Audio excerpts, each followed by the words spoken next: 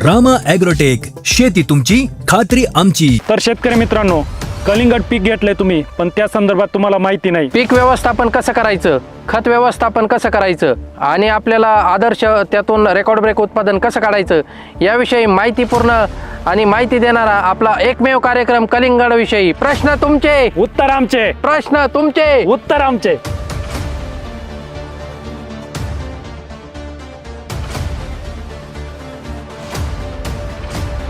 शेतकरी मित्रांनो, Rama ॲग्रोटेकच्या official YouTube चॅनलमध्ये सर्व शेतकरी मित्रांचे सहर्ष स्वागत. मी रामा ॲग्रोटेक प्रतिनिधी निलेश रामारी वंडेकर. रामकृष्ण हरी. शेतकरी मित्रांनो, रामा ॲग्रोटेकच्या यूट्यूब चॅनलमध्ये आपले सर्वांचे सहर्ष. तसेच शेतकरी मित्रांनो, मी रामा ॲग्रोटेक प्रतिनिधी विजय कानवडे. शेतकरी मित्रांनो, सर्व शेतकरी बांधवांमध्ये लोकप्रिय असलेला आपला एकमेव कार्यक्रम म्हणजे प्रश्न तुमचे उत्तर आमचे. तर या कार्यक्रमाचे आतापर्यंत 27 भाग कंप्लीट झालेले आहे आणि आजचा आपण 28वा भाग शूट करणार आहोत. तर आज आपण या व्हिडिओमध्ये आपल्याला कलिंगड पिकाविषयी आपल्याला सर्व प्रकारची माहिती जाणून घ्यायची आहे.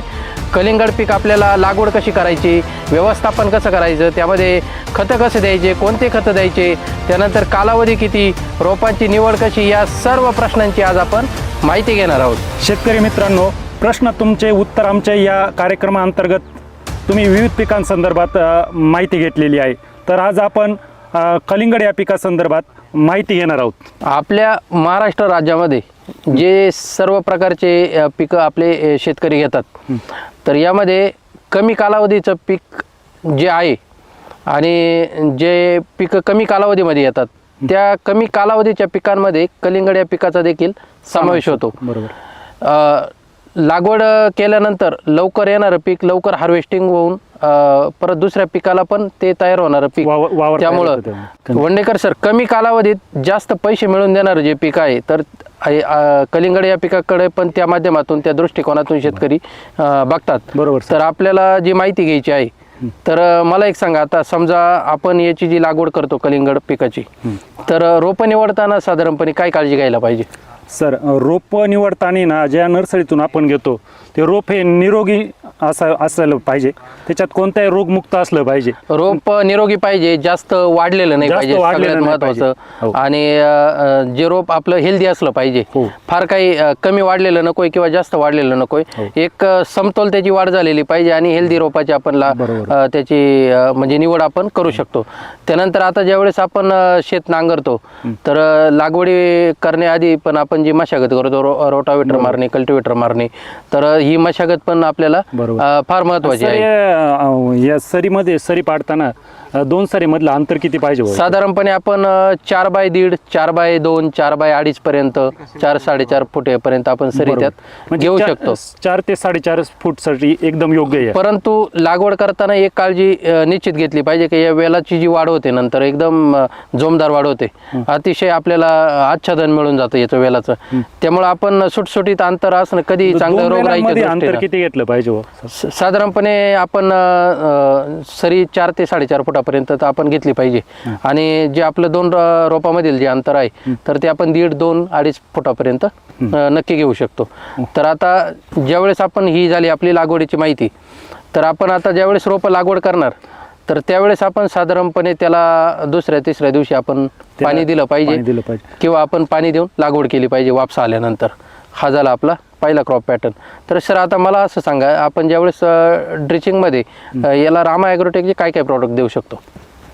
सर, याची लागण झाल्यानंतर 3ऱ्या ते 4थ्या दिवशी रोप एकदा जमिनीत रूट सेट झालं, तर आपण त्याला ड्रिंचिंगसाठी नीमकरंज, रूट मॅजिकची आळवणी करू शकतो सर. ओके. त्याच्यामुळे तुमच्या पिकामध्ये मुळीची चांगली वाढ होईल आणि जो बुरशीवर जन्य आजार आहेत ते चांगल्या प्रकारे कंट्रोल होतील. हो, आणि सगळ्यात महत्त्वाचं, ज्यावेळेस म्हणजे रोपापासून ज्यावेळेस वेल निर्मिती चालू होईल, तर त्यावेळेस आपण त्याला त्या ॲप्लिकेशनमध्ये आपण स्टीम ग्रो, रामा गोल्ड, ज्ञानशक्ती याचा वापर आपण निश्चित प्रकारे चांगल्या प्रकारे करू शकतो. सर, याला पण थ्रिप्सचा पण भरपूर प्रादुर्भाव होतो. बरोबर. यासाठी आपण काय मारलं पाहिजे? थ्रिप्स ज्यावेळेस दिसतील आपल्याला त्यावेळेस आपण निमकरंज आपलं घटमुट नीम लोहा किंग हे प्रॉडक्ट आपल्याला साधारणपणे 8-10 दिवसाच्या अंतराने जर स्प्रे केले तर प्लॉट निरोगी ठेवण्यास आपल्याला फार चांगल्या प्रकारे सपोर्ट मिळू शकतो. त्यानंतर दुसरी गोष्ट अशी की सर ज्यावेळेस आपण इथं एक गोष्ट फार इम्पॉर्टंट आणि नोट डाऊन करण्यासारखी की ज्यावेळेस आपण रोपाची लागवड करतो त्यावेळेस पाणी व्यवस्थापन जे आहे ते आपल्याला वापसा कंडिशनमध्ये ठेवायचं आहे. त्यामुळे विल्टिंगचा प्रॉब्लेम येणार राहिली पाहिजे. निदवा कंडिशनला जमीन जर असली तर मुळांची वाढ चांगल्या प्रकारे होते आणि विल्टिंगचा प्रॉब्लेम आपल्याला येणार नाही. म्हणजे पाणी सुरुवातीच्या अवस्थेमध्ये जास्त प्रमाणात दिलं गेलं नाही पाहिजे. अजून याच्यामध्ये आपण नायट्रोजनचा वापर कमी केला पाहिजे सर्वात महत्त्वाचं. कारण नायट्रोजनमुळे आपल्याला अतिरिक्त शाखीय वाढ जास्त मिळणार.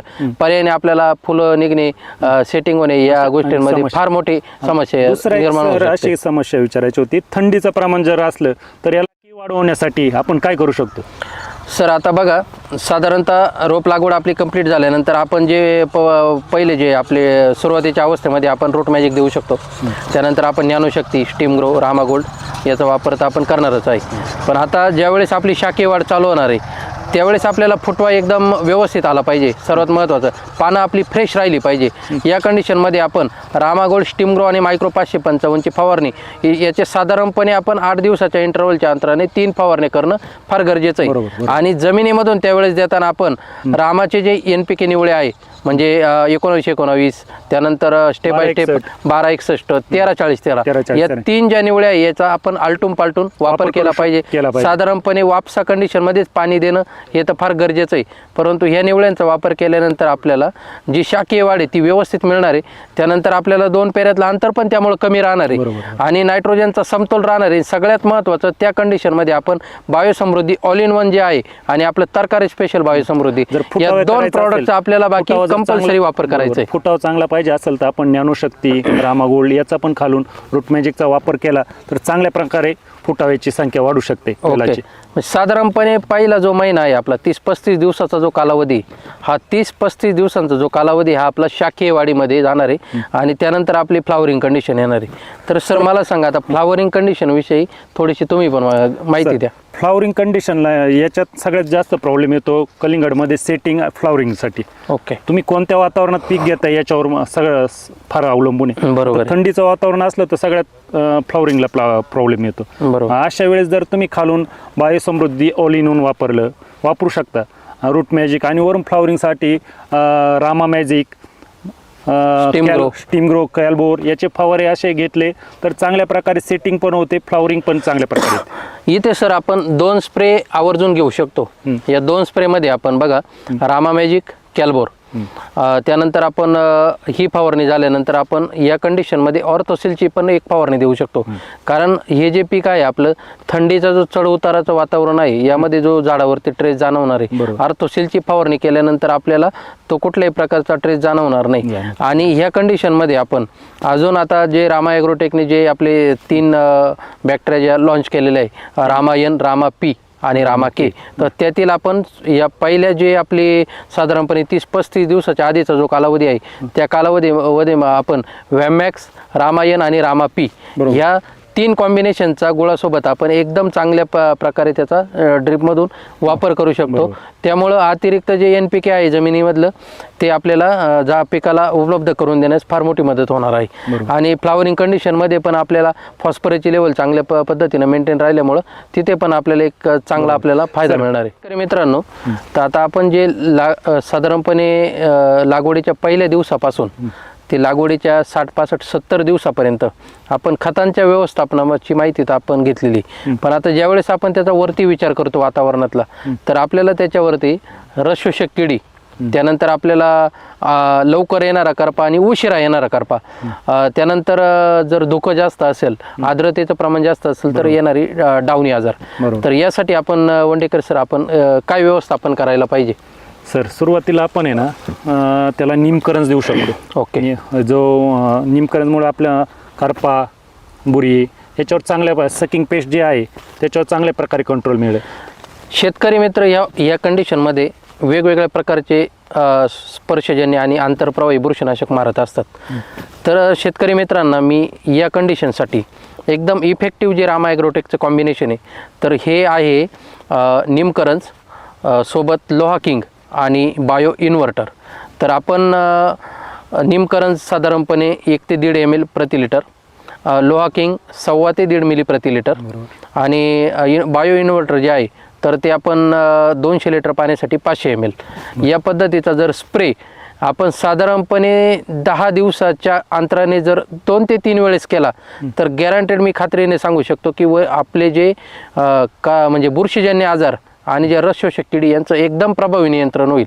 तर या गोष्टींचा जर समावेश केला तर आपल्या फवारणींमध्ये 60 ते 70% बचत नक्कीच होणार आहे. आणि हे जे शेड्यूल आहे आपलं, खालची ताकद आपण जी देतोय म्हणजे त्यामध्ये बघा रूट मॅजिक असेल, ज्ञानशक्ती असेल, बायोसमृद्धी ऑल इन वन असेल, बायोसमृद्धी तरकारी स्पेशल असेल, त्यानंतर रामागोल्ड, स्टीमग्रो आणि मायक्रो 555 हे प्रॉडक्ट जर शेड्यूलनुसार जर शेतकरी मित्रांनी जर वापरले तर गॅरंटेड सांगतो की तुमचा केमिकलचा 70% खर्च इथंच कमी झालेला असेल. परंतु इतर प्लॉटपेक्षा पण जो या शेड्यूलनं तुम्ही जो प्लॉट डेव्हलप करणार आहे त्यामध्ये निश्चितच आमूलाग्र बदल घडल्याशिवाय तुम्हाला राहणार नाही.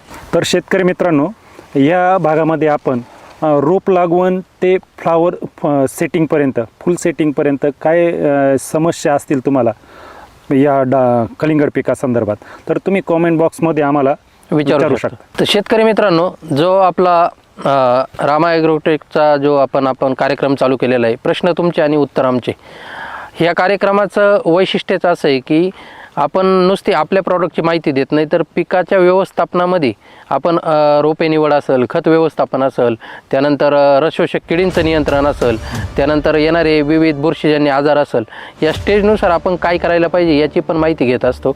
आणि ही माहिती आपल्याला नक्कीच आपल्याला फायदेशीर ठरलेली आहे आणि यापुढे ती ठरत राहणार आहे.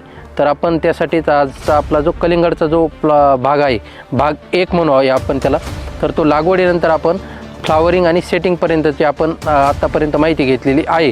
फक्त या प्लॉटमध्ये आपल्याला म्हणजे या कंडिशनमध्ये आपल्याला नायट्रोजनचा बॅलन्स साधणं फार गरजेचं आहे. कारण आपण थंडीच्या वातावरणामध्ये हे पीक घेणार आहे, त्यामुळे एक्सेस नायट्रोजन तुम्हाला नक्कीच रोगराईकडे नेणार असेल.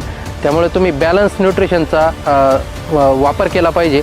आणि जे एकात्मिक अन्नद्रव्य व्यवस्थापन आहे त्यामध्ये रामा ॲग्रोटेकचं जर शेड्यूल तुम्ही फॉलो केलं तर तुम्हाला सक्सेस होण्यापासून कोणीही तुम्हाला म्हणजे तुम्ही 100% सक्सेस होणार आणि त्याचे तुम्हाला रिझल्ट पण चांगले मिळणार. तर इतर काही ज्या कमेंट असतील किंवा तुम्हाला काही याही व्यतिरिक्त काही तुमचे प्रॉब्लेम असतील, म्हणजे तुम्ही कलिंगड पीक लावलेलं असेल किंवा काही येणाऱ्या कालावधीमध्ये लावणार असाल तर कमेंटमध्ये तुम्ही आम्हाला काही प्रश्न विचारा. तुमच्या जे समस्या असेल त्यावर आपण निश्चितच त्यावरती उत्तर देण्याचा पुरेपूर प्रयत्न करू. आणि अल्पावधीतच जो आपला सक्सेस होणारा कार्यक्रम, त्यामुळेच नावारूपास आलेला आहे प्रश्न तुमचे उत्तर आमचे. प्रश्न तुमचे उत्तर आमचे, प्रश्न तुमचे उत्तर आमचे. नमस्कार शेतकरी मित्रांनो, रामा ॲग्रोटेकच्या ऑफिशियल यूट्यूब चॅनलमध्ये मी सर्वांचे सहर्ष स्वागत करतो. मी निलेश वंडेकर, अकोला तालुका कार्यक्षेत्र. शेतकरी मित्रांनो, रामकृष्ण हरी, नमस्कार. अल्पावधीतच हिट झालेला रामा ॲग्रोटेकचा यूट्यूब चॅनलवरील कार्यक्रम म्हणजे प्रश्न तुमचे उत्तर आमचे. तर या कार्यक्रमामध्ये मी रामा ॲग्रोटेक प्रतिनिधी विजय कानवडे, कार्यक्षेत्र संगमनेर तालुका, आपले सहर्ष स्वागत करत आहे. शेतकरी मित्रांनो नमस्कार. तर प्रश्न तुमचे उत्तर आमचे या कार्यक्रमामध्ये जो 28वा भाग होता कलिंगडासाठीचा, त्याचा पहिला शूट आपण 28व्या भागामध्ये शूट केला होता. त्यावेळेस आपण लागवडीनंतर आणि सेटिंगपर्यंत व्यवस्थापन कलिंगडाचं कसं करायचं आहे आपण याची जी माहिती आहे ती सविस्तर आपण त्या भागामध्ये बघितलेली होती. तर शेतकरी मित्रांनो, कलिंगड या पिकातील आज 37वा भाग आहे. कलिंगडाचा हा दुसरा भाग असून कलिंगडाचे साईजसाठी आपण काय करू शकतो या संदर्भात हा दुसऱ्या भागामध्ये आपण माहिती घेणार आहोत.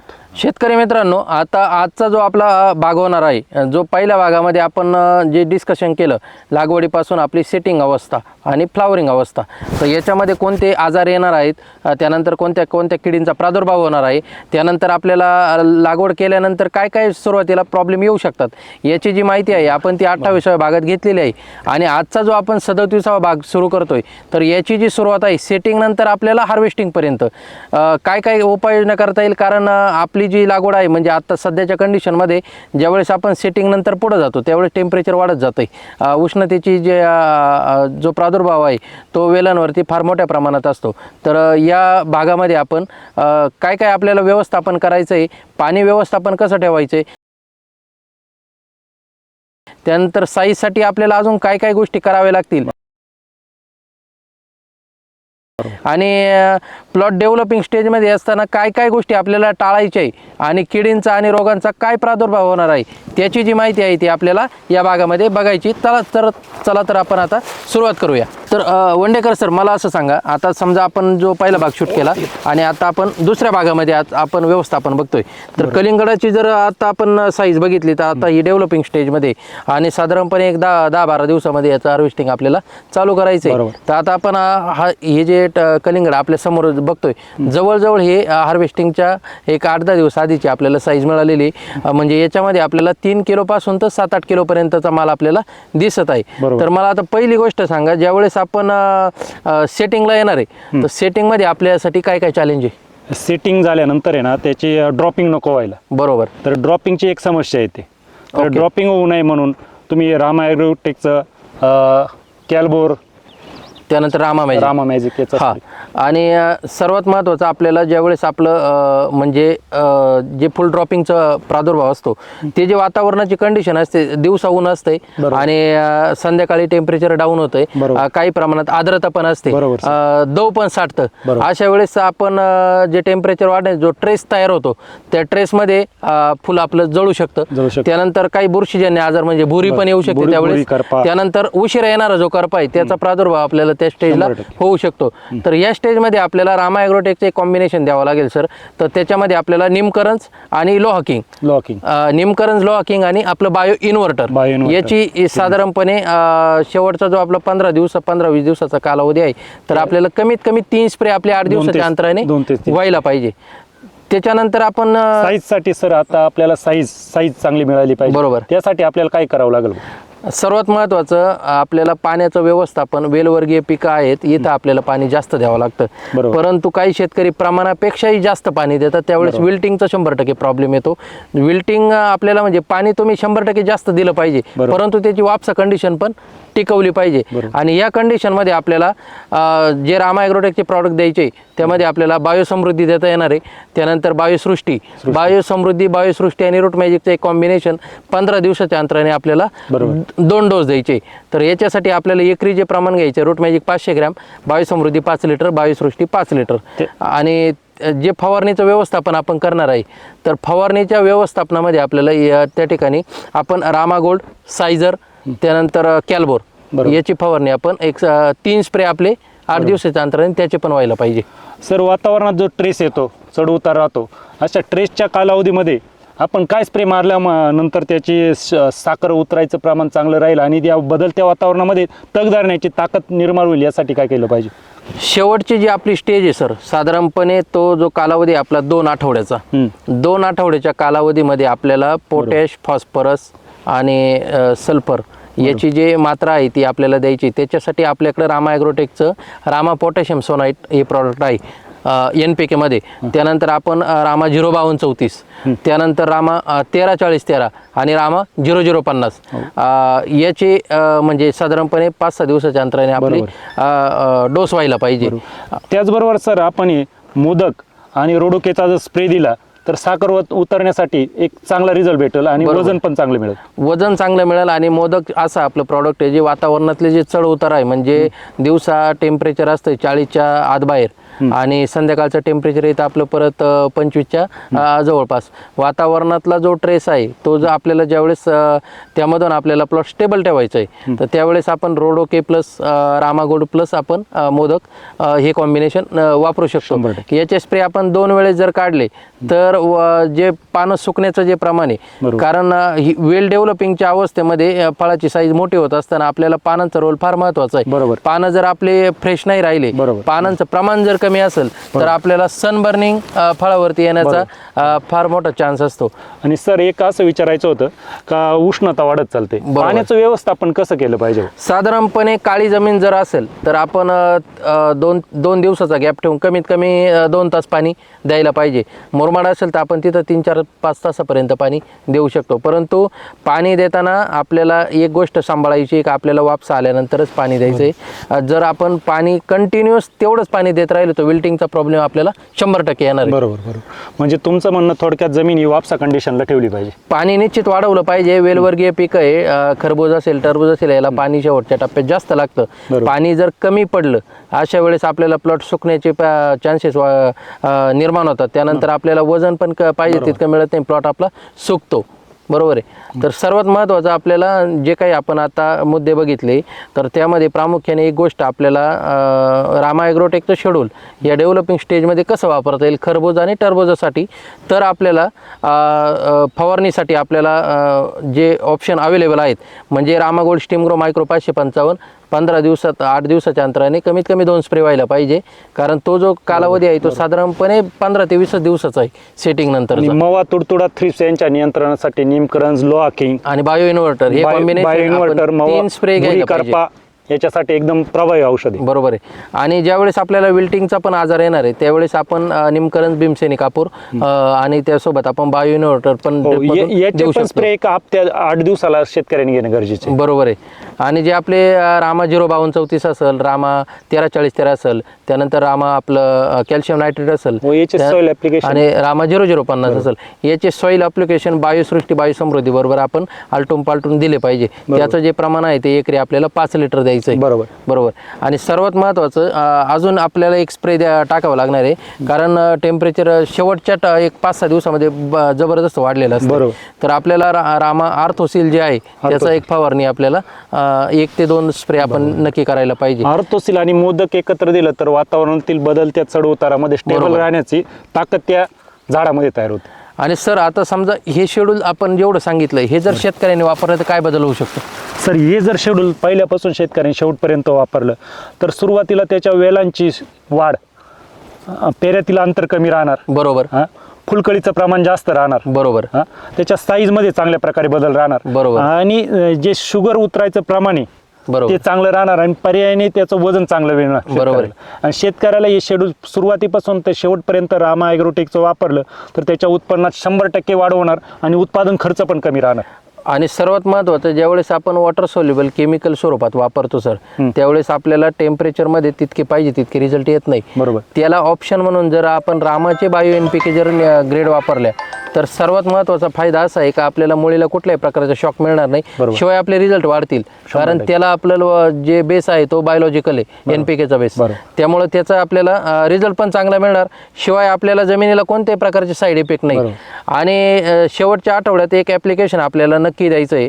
ते ॲप्लिकेशन आपलं असं आहे वेमॅक्स बायोक्रांती रामा P आणि रामा K यांचा वापर आपल्याला शेवटच्या एक टप्प्यात आपल्याला ॲप्लिकेशन द्यायचं आहे. कारण आता आपण जितके काही NPK देणार आहे त्यानंतर जे अदर काही आपण स्टिम्युलंट देणार आहे त्या तर ते NPKचा आपल्याला अपटेक करण्यासाठी बायो NPKचा जो रोल आहे आपला तर त्याच्यामध्ये बायोक्रांती, वेमॅक्स, रामा P आणि रामा K हे आपण एकरी 1 लिटर रामा P, एकरी 1 लिटर रामा K, 250 ग्रॅम वेमॅक्स आणि त्यासोबत आपल्याला 1 लिटर बायोक्रांती आणि 5 किलो गुळासोबत आपल्याला ते ॲप्लिकेशन एक द्यायचं आहे. तर शेतकरी मित्रांनो आता आपण कलिंगडाचा जो शेवटचा भाग बघितला बरोबर आहे सर, थोडक्यात काय स्टेज आहे आपल्याला थोडीशी तुम्ही 2 मिनिटात माहिती द्या. आता हा प्लॉट हार्वेस्टिंग स्टेजला आलेला आहे. 8-10 दिवसामध्ये याचं 8-1 दिवसात हार्वेस्टिंग होईल. बरोबर. तर शेतकरी मित्रांनी पहिल्यापासून तर शेवटपर्यंत रामा ॲग्रोटेकचं शेड्यूल घेतलं तर त्यांच्या उत्पादनामध्ये नक्कीच क्रांतिकारक बदल झाल्याशिवाय राहणार नाही. बरोबर आहे. आणि शेतकरी मित्रांनो आता आपण जे ओव्हरऑल जो आढावा घेतलेला आहे म्हणजे शेवटच्या साईजच्या स्टेजमध्ये म्हणजे साईज, वजन, क्वालिटी, कलर, चमक आणि आपलं विल्टिंग पण कव्हर झालं पाहिजे. यामध्ये आपण जे जे प्रॉडक्ट आता सजेस्ट केलेले तर हे प्रॉडक्ट आपल्याला याचा शेड्यूलनुसार कसा वापर करायचा आहे. तर मी रामा ॲग्रोटेकचे प्रतिनिधी विजय कानवडे. तुम्हाला महाराष्ट्रातील शेतकऱ्यांना सांगू इच्छितो की तुमच्या टरबूज किंवा कलिंगड पिकातील वेगवेगळ्या समस्या किंवा त्यांचं निराकरण करण्यासाठी किंवा उत्कृष्ट उत्पादन घेण्यासाठी तुम्ही रामा ॲग्रोटेकच्या कस्टमर केअरला संपर्क साधू शकता. 95 27 91 43 12 हा रामा ॲग्रोटेकचा कस्टमर केअर नंबर आहे. या नंबरवरती आपण दिवसभरातील आपल्या 9 ते 5 या वेळेमध्ये ऑफिशियल जो टाईम आहे त्या टायमामध्ये आपण फोन करून इतर काही समस्या असतील तर त्याचंही आपल्याला मार्गदर्शन मिळेल. आणि फक्त टरबूजच नाही तर आपल्याला वेलवर्गीय असेल, तरकारी असेल, फळबागान असेल, कोणत्याही पिकाचं समाधान हे आपल्याला या कस्टमर केअरच्या नंबरवरती मिळून जाणार आहे. पीक माहितीसाठी तुमच्या काही समस्या काही निराकरण करायचं असेल तर तुम्ही कॉमेंट बॉक्समध्ये तुम्ही मेसेज टाकू शकता. धन्यवाद. रामकृष्ण हरी. रामकृष्ण हरी. तर शेतकरी मित्रांनो, आज आपण कलिंगड पिकाचा जो आपला जो भाग आपण शूट केलेला आहे तर ही माहिती आपल्याला कशी वाटली हे कमेंटद्वारे आम्हाला नक्कीच कळवा. आपला काही आपले सजेशन असेल किंवा आपल्याला काही अजून त्यात काय काय करता येईल हे जे आपले विचार असेल काय बदल करता येईल हे जर तुम्हाला वाटत असेल तर ते पण आम्हाला कमेंटद्वारे नक्की कळवा. तुम्हाला काही मार्गदर्शन हवे असेल तर तुम्ही नक्कीच संपर्क साधू शकता. शेतकरी मित्रांनो, अशाच वेगवेगळ्या पिकांची माहिती मिळवण्यासाठी पाहायला विसरू नका येणाऱ्या रविवारी प्रश्न तुमचे उत्तर आमचे. पाहायला विसरू नका आमचा कार्यक्रम प्रश्न तुमचे उत्तर आमचे. प्रश्न तुमचे उत्तर आमचे. प्रश्न तुमचे उत्तर आमचे. प्रश्न तुमचे उत्तर आमचे. प्रश्न तुमचे उत्तर आमचे.